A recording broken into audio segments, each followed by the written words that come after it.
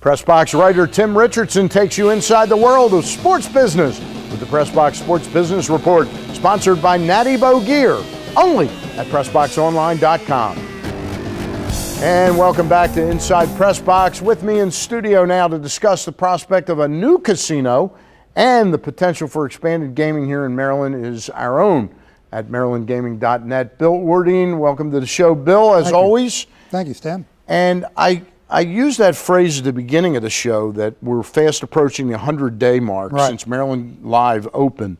That will always historically be like the point of demarcation when real gaming came to Maryland, correct? Absolutely. I mean, when that place opened up, it really took, gambling in this state to another level. Obviously, we had a couple of casinos operating in the state, but Maryland Live was really the real deal. So let me ask you this, though. It seemed like they opened, there was phenomenal success for 15 days, and out of nowhere, there's talk of a new casino that hadn't even been anticipated. Right. Surely that Prince George's Casino possibility was known about by all involved. Well, obviously it wasn't known about when Cordish decided that they would put, $500 million into that casino there in Anne Arundel. It did kind of sneak up on them.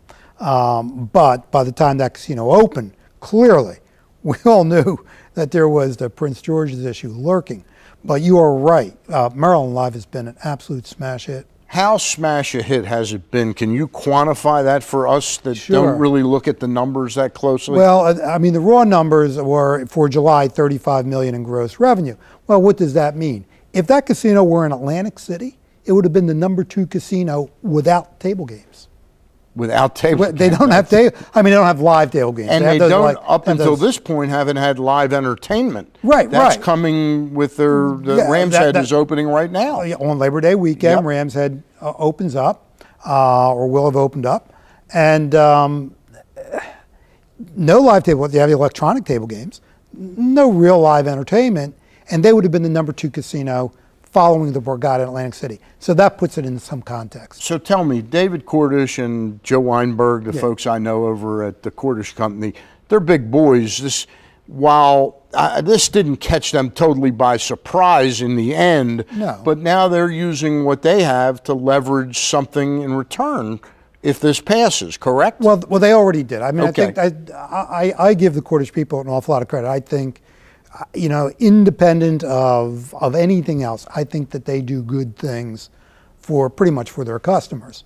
They build good casinos, they run good casinos, and they do it well for themselves too, because they're profitable.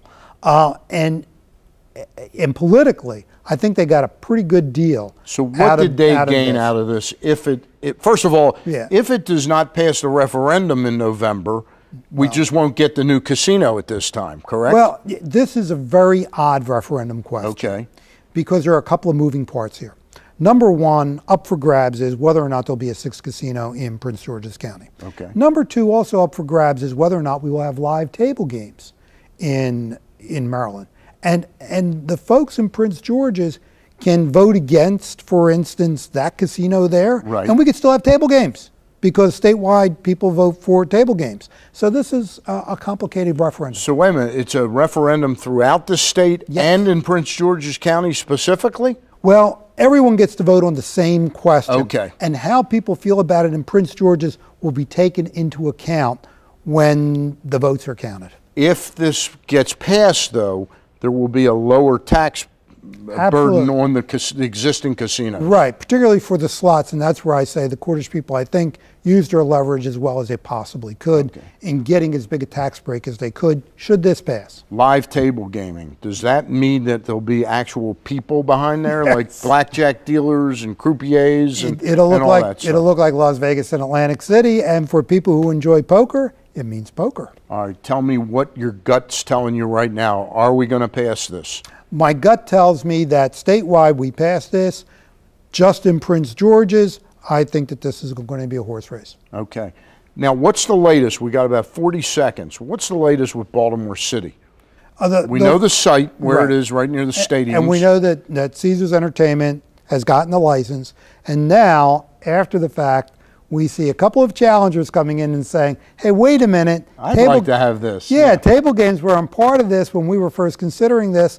We think the bid ought to be reopened. We'll see where that goes. All right, stay tuned. Bill Ordine doing a great job with MarylandGaming.net, our foray into the gaming industry. You can check it out. After the break, I'll take a look and head out to Oriole Park at Camden Yards to talk to the voice of Camden Yards, Ryan Wagner. So don't go away.